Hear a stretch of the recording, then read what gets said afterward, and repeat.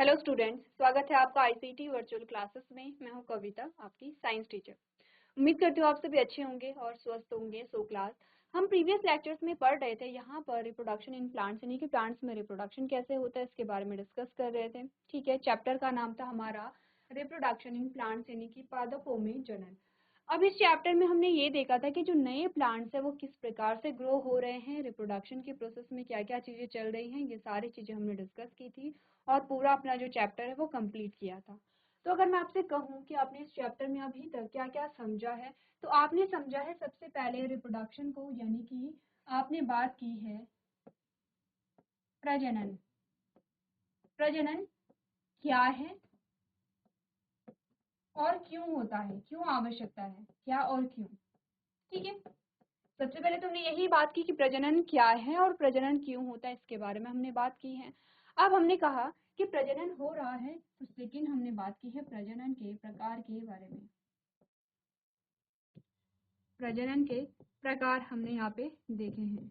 जब हम types of reproduction या प्रजनन के प्रकार पढ़ रहे थे, तो हमने कहा कि यहाँ पर दो प्रकार का आता है। एक आता है एसेक्सुअल रिप्रोडक्शन या अलैंगिक जनन, हमने बात की है।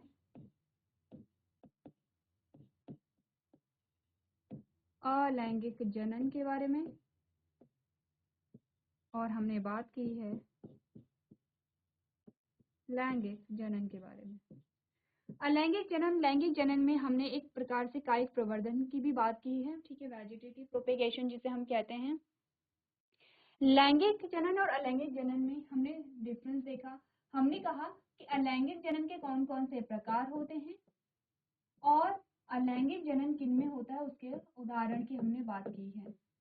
ठीक है, अब हमने लैंगिक जनन को जब पढ़ा तो हमने कहा लैंगिक जनन के तीन क्या आते हैं, स्टेजेस आती हैं, तीन फेज हमारे पास आते हैं, जिसमें हमने बोला कि पहले प्री फर्टिलाइजेशन आएगा। ठीक है, फिर हमने कहा फर्टिलाइजेशन आएगा,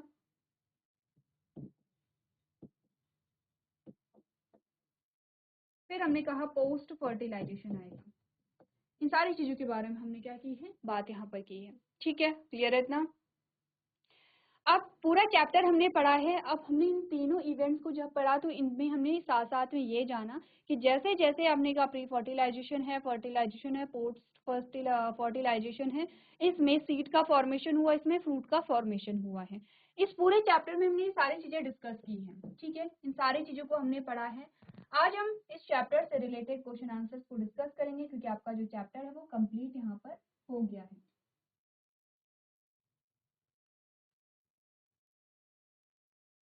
हम इस चैप्टर से रिलेटेड क्वेश्चन आंसर्स को डिस्कस करेंगे। आपने इस चैप्टर में अभी तक कितना समझा है, वो कौन से टॉपिक हैं जिनमें अभी आपको डाउट आ सकते हैं, क्योंकि जैसे आप क्वेश्चंस को प्रैक्टिस करते हैं तब हमें समझ आता है कि हमें कितना समझ आया है और कौन सा टॉपिक हमें फिर से पढ़ने की आवश्यकता है। सबसे पहले हम स्टार्ट करेंगे यहाँ पर मल्टीपल चॉइस क्वेश्चन हमारे पास आते हैं, बहुविकल्पी प्रश्न जिसे हम कहते हैं। हम हमेशा यही करते हैं कि पहले हमने पूरा चैप्टर हमने पढ़ा है, उसके बाद जब हम क्वेश्चन आंसर्स करते हैं तो सबसे पहले एमसीक्यूज को हम देखते हैं, यानी कि बहुविकल्पी प्रश्न को देखते हैं। ये कैसा प्रश्न है जिसमें आपके पास एक स्टेटमेंट दी गई है। ठीक है, आपके पास एक स्टेटमेंट आई है पूरी, या हमारे पास स्टेटमेंट है, और इसका जो आंसर है, इसका जो उत्तर है, इसके हमारे पास चार ऑप्शन आए हैं। चारों ऑप्शन में से सबसे सही, सबसे सटीक आंसर हमें देखना है। क्या कहता है ऑप्शन, सबसे पहले देख लेते हैं। What is the production of new individuals form from their parents called.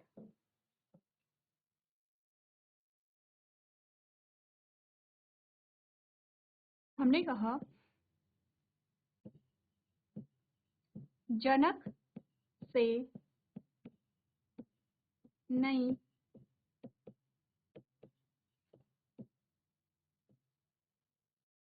संतति के निर्माण या उत्पादन को क्या कहा जाता है, क्या कहा जाता है। आपके पास ऑप्शन है। हमने कहा हम इसे क्या कहते हैं, रिप्रोडक्शन कहते हैं, प्रजनन कहते हैं, प्रोडक्शन कहते हैं, उत्पादन कहते हैं, वेजिटेटिव प्रोपेगेशन कहते हैं यानी कि कायिक प्रवर्धन कहते हैं, यानी स्प्राउटिंग कहते हैं, यानी कि अंकुरण जिसे आप कहते हैं कि जो क्या होते हैं, स्प्राउट्स निकलते हैं। हमने कहा क्या चीजें हम इनमें से कहेंगे, तो इजी है। सबसे पहला क्वेश्चन जो हमारे पास आता है इजी है कि जनक से नई संतति के निर्माण की प्रक्रिया को हम क्या कहते हैं? हमने कहा रिप्रोडक्शन कहते हैं, प्रजनन कहते हैं। यानी कि आंसर ऑलरेडी आपकी स्क्रीन पे है। हमने कहा ऑप्शन नंबर जो ए है वो आपका करेक्ट आंसर यहाँ पर आता है। ठीक है, सबसे पहला जो क्वेश्चन है वो क्या है आपके, जब चैप्टर हमने स्टार्ट किया था प्रजनन हमने पढ़ा था, उसकी डेफिनेशन हमने पढ़ी थी। तो स्टेटमेंट आपके आपसे क्या कहते हैं, what is the production of new individuals from their parents called, यानी कि किसी जनक से नए जीव या नई संतति के निर्माण या नई संतति के उत्पन्न होने की प्रक्रिया को कहा जाता है। क्या कहा जाता है? हमने कहा रिप्रोडक्शन यानी कि प्रजनन कहा जाता है। ठीक है, एक बार स्टेटमेंट पढ़िए और चारों ऑप्शंस को नोट कीजिए और सही ऑप्शन को वहाँ पे टिक कीजिए।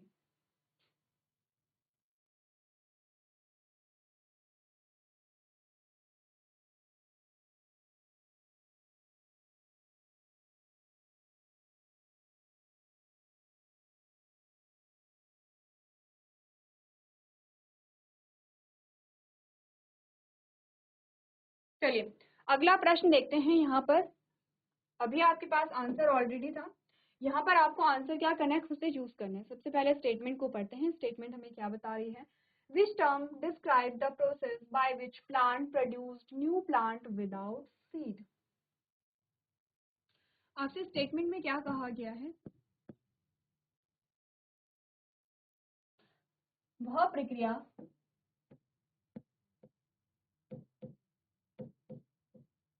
प्रक्रिया जिसके द्वारा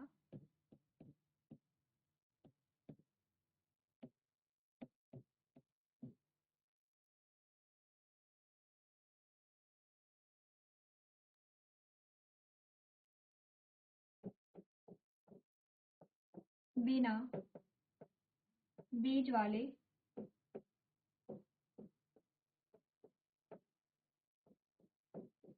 पौधों का निर्माण होता है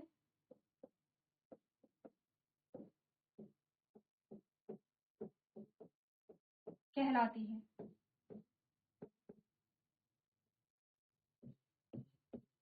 यानी कि वह प्रक्रिया जिसके द्वारा बिना बीज वाले पौधों का निर्माण होता है उसे क्या कहते हैं या वो कहलाती है। आपके पास ये ऑप्शन है, क्या कहते हैं उसे। आपने कहा अलैंगिक उत्पादन। लैंगिक उत्पादन सबसे पहले आएगा, लैंगिक उत्पादन, लैंगिक उत्पादन कहते हैं। फिर आपने कहा क्या अलैंगिक उत्पादन कहते हैं,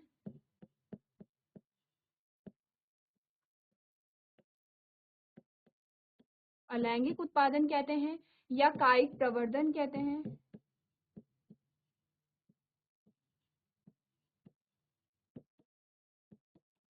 या फिर आपने कहा बर्डिंग कहते हैं।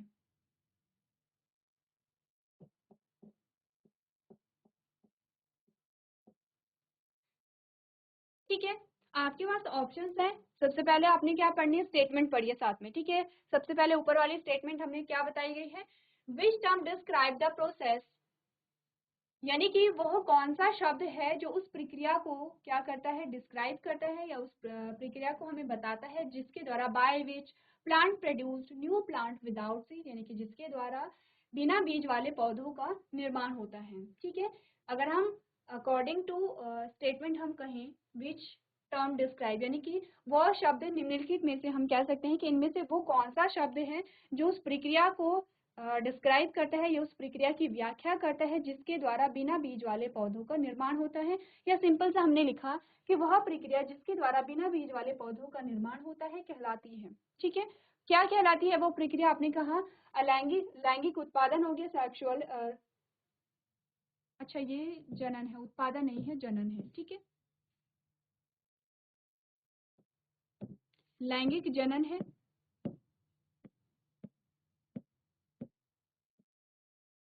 प्रोडक्शन और उत्पादन एक ही होता है, लेकिन अगर हम बात कर रहे हैं यहाँ पर रिप्रोडक्शन की तो वो हमें एक अलग डेफिनेशन को देता है। ठीक है, कायिक प्रवर्धन सेम आएगा, ये क्या आएगा, सेम आएगा प्रवर्धन।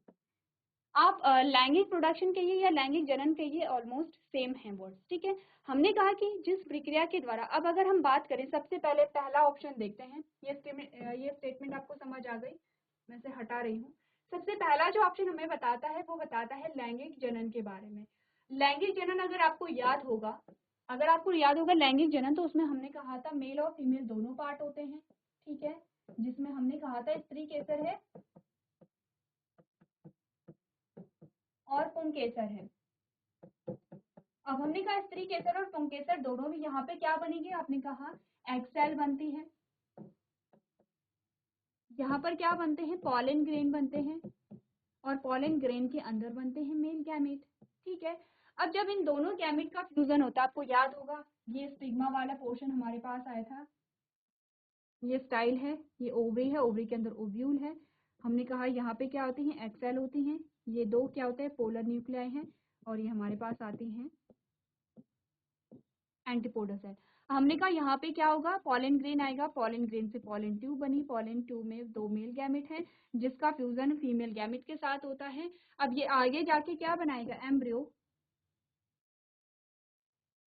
और सीड, सीड के अंदर ही एम्ब्रियो होता है, ठीक है, सीड के अंदर ही क्या होगा, एम्ब्रियो होगा, और ये जो आपकी ओवरी है ये क्या बनाती है, फ्रूट। लैंगिक जनन में ये सारी चीजें हो रही हैं, आप देख रहे हैं लैंगिक जनन में क्या बना, बीज बना, क्या बना, लैंगिक जनन में बीज बनता है, ठीक है। और हमें बोला गया है which term describe the process, वो कौन सा शब्द है जो उस प्रक्रिया की व्याख्या करता है जिसके द्वारा by which plant produce new plant, जिसके द्वारा पौधा या जनक नए पौधे का उत्पादन करता है, विदाउट सीड यानी कि बिना बीज वाले पौधे का क्या करेगा, उत्पादन करेगा।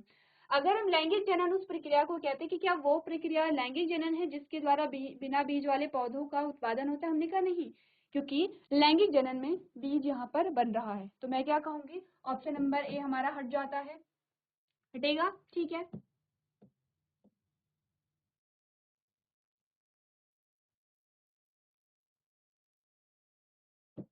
चलिए नेक्स्ट हमारे पास आता है, यहाँ पर हमने कहा कि वेजिटेटिव प्रोपेगेशन और बर्डिंग में तो सेम जैसा प्लांट है वैसा बनेगा। हमारे पास ऑप्शन क्या आता है, अलैंगिक जनन।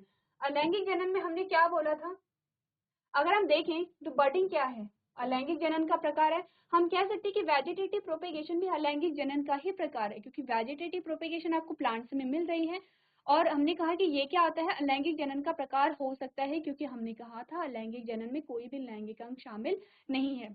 बर्डिंग क्या है, यहाँ पे अलैंगिक जनन का ही प्रकार है। तो अगर हम ऑप्शन नंबर सेकेंड या ऑप्शन नंबर बी को चूज करते हैं तो ये दोनों ऑलरेडी इंक्लूड हो जाते हैं हमारे उसमें। अलैंगिक जनन में क्या होता है, बीज वाले पौधे नहीं बनेंगे, क्योंकि हमने कहा बीज वाले पौधे बनने के लिए क्या चाहिए होगी, स्त्री केसर पुंकेसर चाहिए होगा, वहां पर गैमीट का फ्यूजन यानी कि हमने कहा निषेचन चाहिए होगा। तो इसीलिए हमारा जो सबसे सही और सबसे सटीक आंसर आएगा वो आएगा ऑप्शन नंबर बी। अलैंगिक जनन में किसी भी प्रकार के गैमेट या युग्मक नहीं बनेंगे, फर्टिलाइजेशन नहीं होगा, और हमने कहा फर्टिलाइजेशन नहीं होगा तो यहाँ पे बीज का निर्माण नहीं होगा।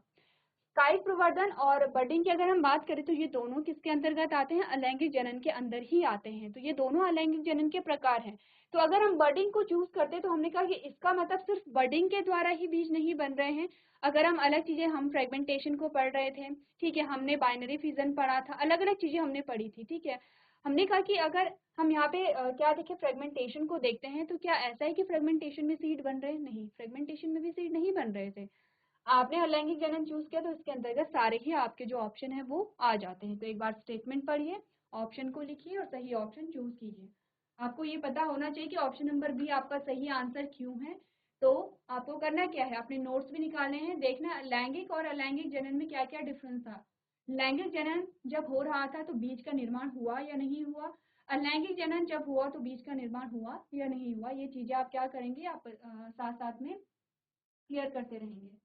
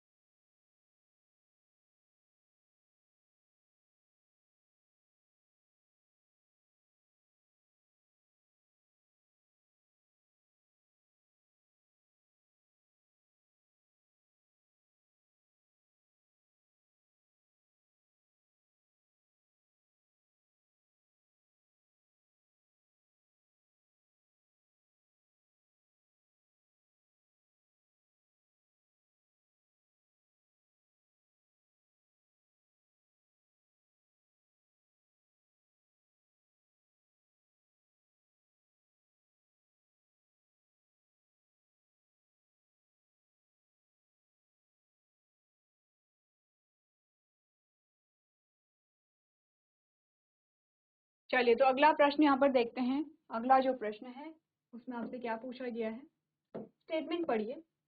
What is reproduction through the vegetative parts of plant known as. आपने कहा यहाँ पर जो रिप्रोडक्शन होता है, जो प्रजनन होता है, वो अगर कायिक भागों के द्वारा हो रहा है तो इस प्रकार के प्रजनन को क्या कहते हैं? तो क्या कह सकते हैं हम?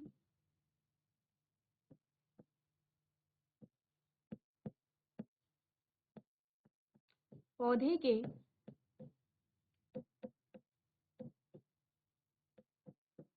कायिक भागों द्वारा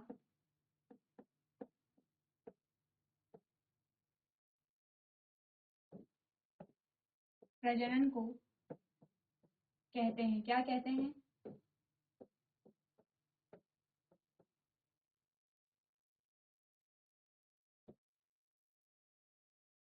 ऑप्शन देखिए, सबसे पहले हमारे पास जो ऑप्शंस आए हैं, ऑप्शन ऑलमोस्ट सेम है आपके पास आ रहे हैं। आपने कहा लैंगिक जनन है या प्रजनन है?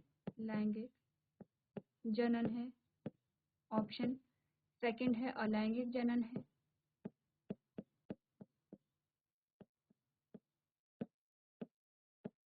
तीसरा है कायिक प्रवर्धन है या कायिक जनन या कायिक प्रवर्धन।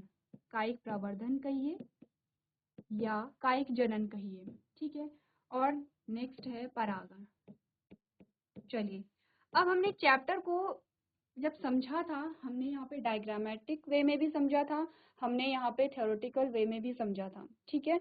हमने कहा है बताइए what is reproduction through the vegetative parts of a plant known as, कि उस प्रजनन को क्या कहते हैं जो कि पौधे के कायिक भागों द्वारा होता है, या फिर सिंपल वे में आपको जो मैं ट्रांसलेट करके बता रही हूँ वो बहुत सिंपल लैंग्वेज में बता रही हूँ कि पौधे के कायिक भागों द्वारा प्रजनन को कहते हैं। क्या कहते हैं कायिक भागों के द्वारा प्रजनन को? सबसे पहले आपको पता होना चाहिए कि कायिक भाग होते क्या हैं, ठीक है। वेजिटेटिव पार्ट क्या होते हैं, कायिक भाग क्या होते हैं?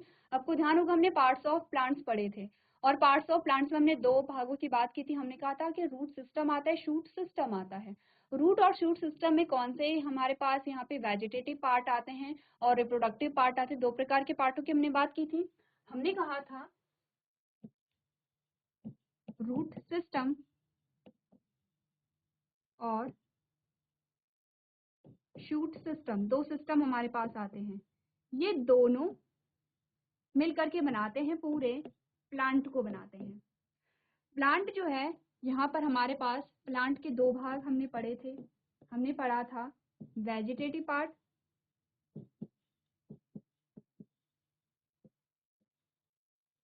और हमने पढ़ा था रिप्रोडक्टिव पार्ट,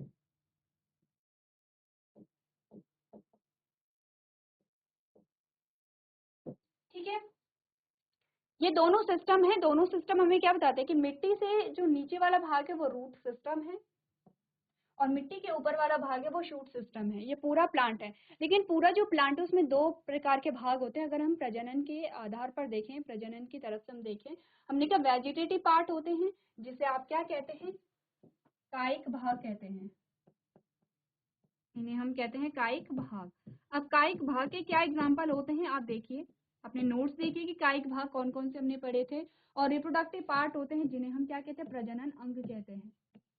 प्रजनन अंग। अब प्रजनन अंग क्या होते हैं, उनके क्या एग्जाम्पल हमने पढ़े थे। एक बार अपने नोट्स को देखिए और बताइए कि क्या होते हैं यहाँ पर कायिक भाग और क्या होते हैं यहाँ पर प्रजनन अंग या प्रजनन भाग, ठीक है।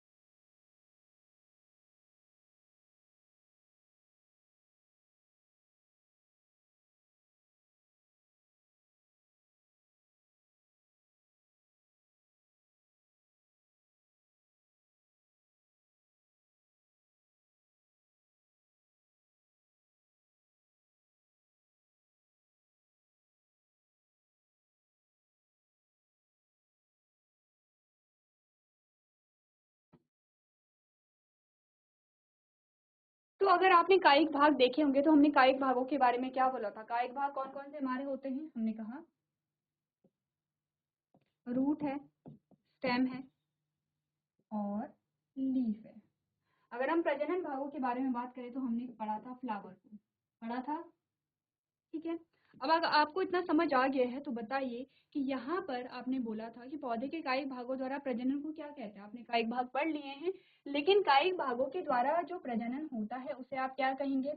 आपने कहा अगर लैंगिक भागों के द्वारा कोई प्रजनन होता तो आप उसे कहते लैंगिक जनन, कहते, ठीक है।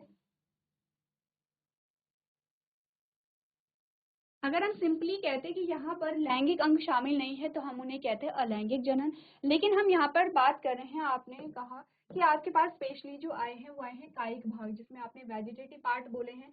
जहाँ पर भी वेजिटेटिव पार्ट के द्वारा यहाँ प्रजनन होगा, अगर वेजिटेटिव भागों के द्वारा या वेजिटेटिव पार्ट्स के द्वारा या फिर कायिक भागों के द्वारा प्रजनन होता है तो इस प्रकार के प्रजनन को आप अलैंगिक प्रजनन नहीं कहेंगे। इसका स्पेसिफिक नाम होता है, वो है वेजिटेटिव प्रोपेगेशन, यानी कि कायिक प्रवर्धन, ठीक है। अब कायिक प्रवर्धन आप क्या कह रहे हैं? आपके पास कायिक प्रवर्धन की डेफिनेशन आई है कि क्या कहेंगे कायिक प्रवर्धन को? आपने कहा पौधे के कायिक भागों के द्वारा प्रजनन को हम क्या कहते हैं? कायिक प्रवर्धन कहते हैं। आपको करना क्या है? लैंगिक जनन, अलैंगिक जनन और परागण, इसकी क्या डेफिनेशन होती है इसे आपको ध्यान से देखना है और पढ़ना है, क्योंकि आगे हमारे पास जो क्वेश्चंस आएंगे उनमें हम पॉलिनेशन की बात भी करेंगे, हम यहाँ पे एसेक्सुअल रिप्रोडक्शन की बात भी करेंगे और सेक्सुअल रिप्रोडक्शन की भी बात करेंगे। आगे बढ़े, चलिए नेक्स्ट जो क्वेश्चन हमारे पास आया है, what is the male reproductive part of a plant called? आपने बोला कि किसी भी फूल के, किसी भी फ्लावर के, हमने कहा फूल के नर भाग को या नर जननांग को क्या कहते हैं? अब इस क्वेश्चन का आंसर आपको कहाँ मिलेगा? जब आप क्या करेंगे, जब आप अपने नोट्स को निकालेंगे, उसमें हमने फ्लावर के डायग्राम बनाए हैं, पार्ट्स ऑफ फ्लावर, जिसमें हमने पढ़े हैं। आपने कहा उन्हें क्या कहेंगे? पोर्स कहेंगे, जिन्हें हम छिद्र कहते हैं। पिस्टिल कहेंगे, जिसे हमने स्त्री केसर कहा, या स्टेमन कहेंगे, जिसे हमने पुंकेसर कहा, या हमने कहा फ्यूजन कहेंगे, जिसे हमने संलयन कहा। अब बताइए इनमें से आपका जो आंसर है वो क्या, कौन सा आंसर सही आएगा? ये हैं फूल के भाग, जो अभी तक आपको बहुत अच्छे से लर्न हो गए होंगे।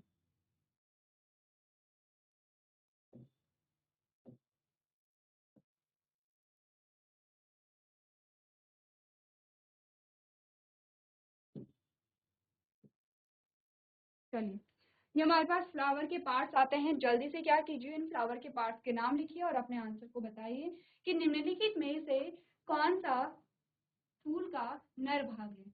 छिद्र है, जिसे पोर्स कह रहे हैं, स्त्री केसर है, जिसे पिस्टल कह रहे हैं, पुंकेसर है, जिसे स्टेमन कह रहे हैं, या फिर संलयन है, जिसे कि हम फ्यूजन कह रहे हैं। तो एक बार जल्दी से अपने जो ऑप्शन है उन्हें पढ़िए आप लोग।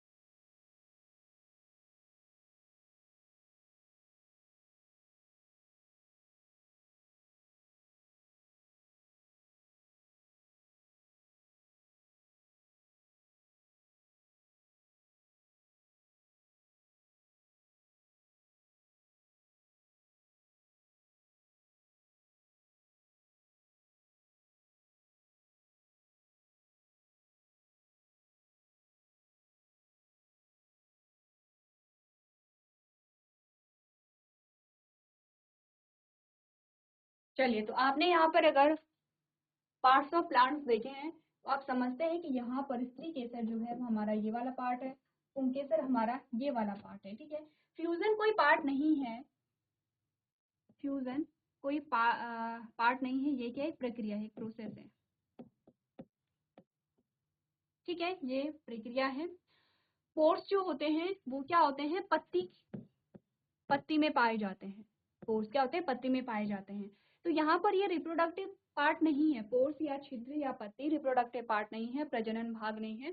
प्रजनन भाग आपके पास दो ही आते हैं, स्त्री केसर और पुंकेसर। आपसे पूछा गया था यहाँ पे मेल पार्ट पूछा गया था, यानी कि नर भाग पूछा गया था, तो मेल पार्ट आपके पास क्या आएगा, पुंकेसर, यानी कि ऑप्शन नंबर सी आपका करेक्ट आंसर होगा।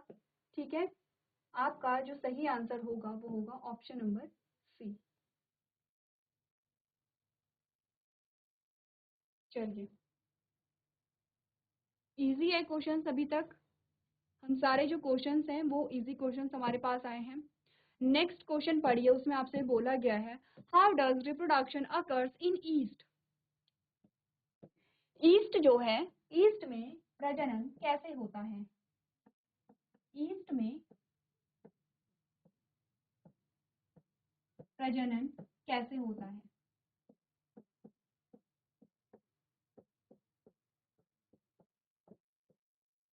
ईस्ट क्या है, सबसे पहले तो एक प्रकार का क्या है, कवक है। कवक समझते हैं आप लोग, आपने देखा होगा मशरूम हम खाते हैं, वो भी एक प्रकार का क्या है, कवक है। आपने कहा ब्रेड पे जो फफूंद लगती है वो भी क्या एक प्रकार का कवक होता है, और ईस्ट में एक प्रकार का कवक है। हमने कहा ईस्ट में जो प्रजनन है वो कैसे होता है, यह है ईस्ट की एक सेल। हमने कहा इस प्रकार से ईस्ट में एक उभार आता है, ये जो उभार है अब वो बड़ा होता जा रहा है। ठीक है,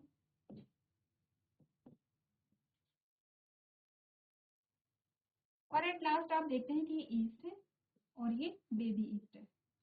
इस प्रकार से क्या हो रहा है, ईस्ट में प्रजनन होता है। अब ऐसा नहीं कि सिर्फ एक ही ईस्ट बन सकता है, हो सकता है कि पूरा कॉलम यहाँ पर बन जाए। क्लियर है, आपको ये बताना है कि इस प्रकार का जो प्रजनन जो कि ईस्ट में हो रहा है उसे हम क्या कहते हैं, क्या कहते हैं, जाइगोट यानी कि युग्मनज हम कहेंगे, स्पोर फॉर्मेशन यानी कि बीजाणु निर्माण हम इसे कहेंगे, फ्रेगमेंटेशन यानी कि विखंडन इसे कहेंगे, या बर्डिंग इसे कहेंगे। बताइए आप इसे क्या कहेंगे।